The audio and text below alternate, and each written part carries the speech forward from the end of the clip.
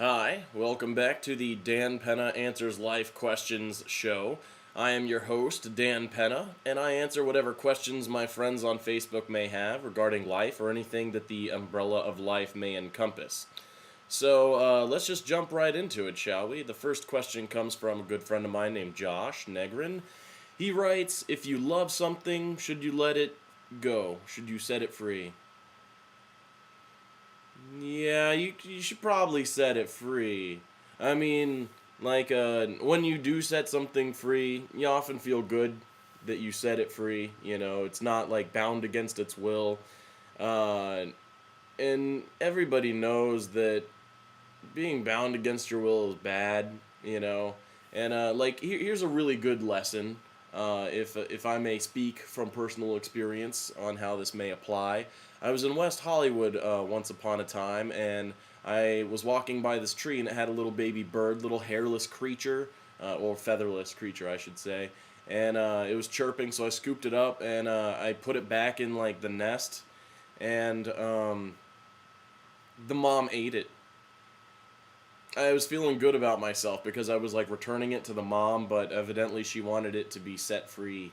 So if you don't set something free, then it gets bad. Next question is by Dustin Parker.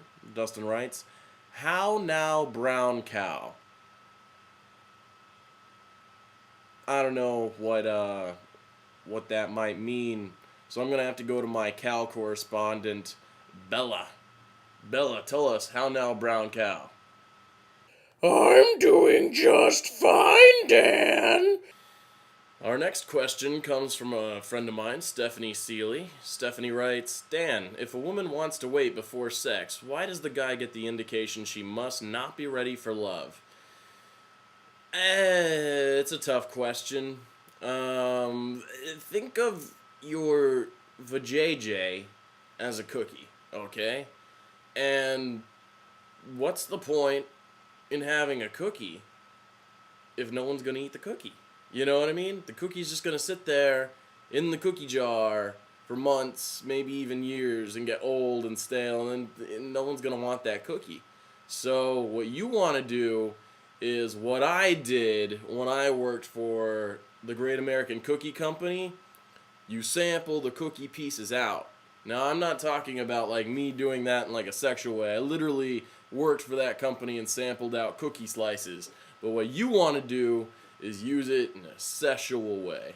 And in that sexual way, you cut up the cookie. Well, no, you sample that shit out. Otherwise, I don't know. You ain't gonna get no love.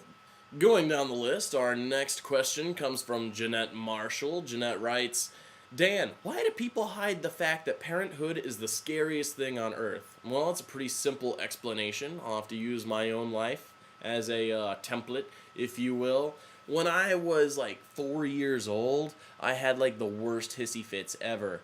I like stomped up the stairs, and I had like my mom's antique flutes, like so many like decades old or whatever, and she like I guess inherited it from somebody. I was like smashing the sheetrock with it like as I stomped up the stairs. And one time I was like fighting with my brothers. I threw like a can of Vaseline at him, and I completely missed, and he punched me. We ended up wrestling, and my head went through the sheetrock. And like I bit people, man. Like you want to hide that from your kids, so that way they'll have kids and they'll just have to discover it for themselves. I mean, let's say for example I was going to procreate with this like really really sexy chick. She's all like, let's make some babies, and I'm all like, okay, am I gonna be the guy that's like, oh, by the way, I don't know, we might have to reconsider this because my genes are just you know what I mean? It's a deal breaker. No one's gonna be like, hey, let's make some babies ever again after that. So you're gonna be all babyless,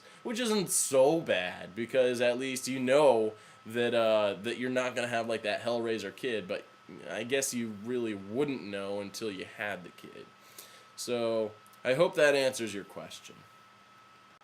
Up next, we got a question by Omar Warich, who writes, "What is justice?"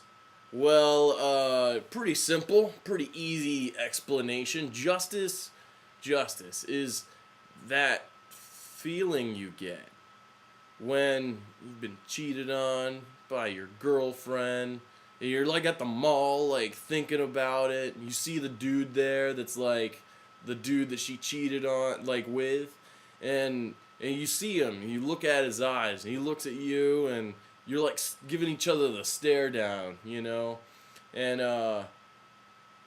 and you approach him slowly. He's like kind of approaching you. He's got like his chin up, He's like, what? And you're all like just looking at him, and like you don't even say anything, right? You're just like looking at each other, and like before anything else happens, like everybody in the food court's like looking at you, like, oh shit, it's about to go down, Like don't even give an indication, just without saying or doing anything. You just get your knife that you brought to the mall with you, and you just put it in his stomach. He's all like, "Whoa, what's going on? What are you stabbing me?" And you're all like, "Yeah, it's for my girlfriend. It's my message from me for messing with my girlfriend." And like in that second when he's all like, "Ugh," like that is justice. That feeling you get. That's it right there.